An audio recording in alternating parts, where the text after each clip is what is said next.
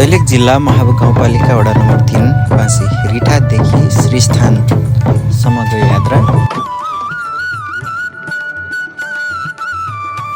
मान्छे बित्यो भने अन्तिम संस्कार अर्थात् दाह संस्कार गर्नको निमित्त दैलेख जिल्लामा अवस्थित 5 वटा पवित्र तीर्थस्थल पञ्चकोशी मध्ये कुनै एक स्थलमा लगिने चलन छ र यसै क्रममा श्रीस्थान एउटा प्रमुख तीर्थस्थल भएको हुनाले त्यहाँ लगिन्छ।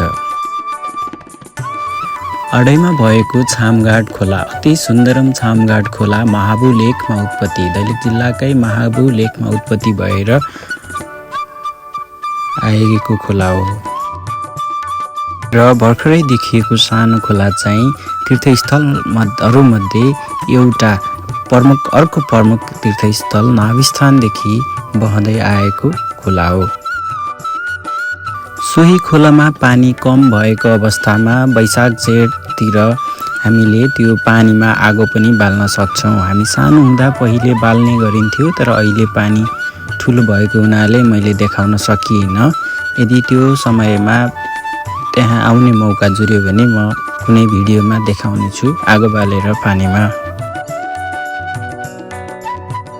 यो चाहिँ हजारौं वर्षदेखि पानीमै आगो बलिरहेको ज्वाला हो, जुन तपाईहरुले प्रत्यक्ष देख्न सक्नुहुनेछ।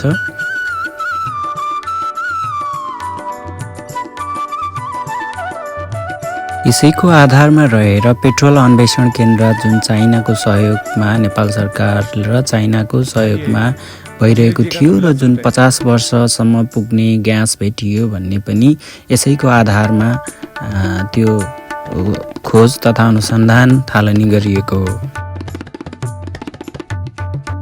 एकदमै सुन्दरम अविस्मरणीय प्रकृतिले भरिपूर्ण एकदमै राम्रो ठाउँ जुन तपाईहरुले हेरिरहनु भएको छ र यहाँ आएर तपाईहरु प्रत्यक्ष पनि दर्शन गर्न सक्नुहुन्छ। पञ्चकोशी दर्शन, श्रीस्थान दर्शन र ज्वाला लेकको दर्शन पनि गर्न सक्नुहुनेछ।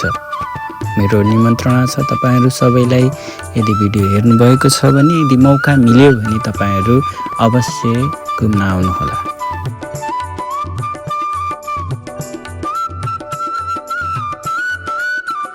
यो चाहिँ अलि पछि हामी ठुलो हुँदाखेरि उत्पत्ति भएको अर्को ज्वाला हो जुन निरन्तर बलिरहेको छ।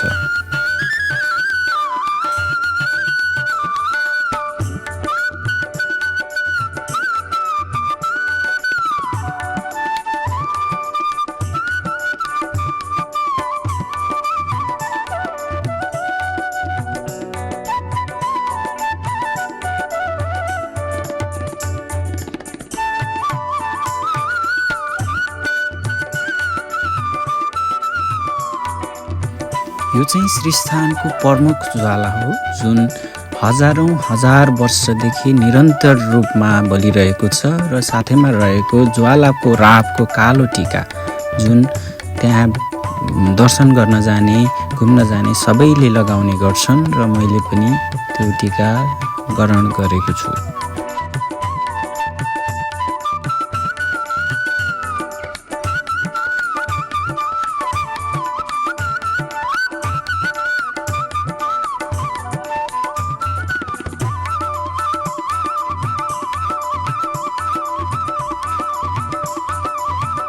ज्वाला श्रीस्थान नजिकै रहेको अन्य ठाउँहरूमा एकदमै रमणीय छ जुन भगवानहरूको फोटो मूर्तिहरूले सजाइएको छ, घण्टहरूले सजाइएको छ, बोट बिरुवा र फलफुलहरूले सजाइएको छ र खानेपानीको व्यवस्था सँगसँगै सबै कुराको व्यवस्था पनि रहेको छ।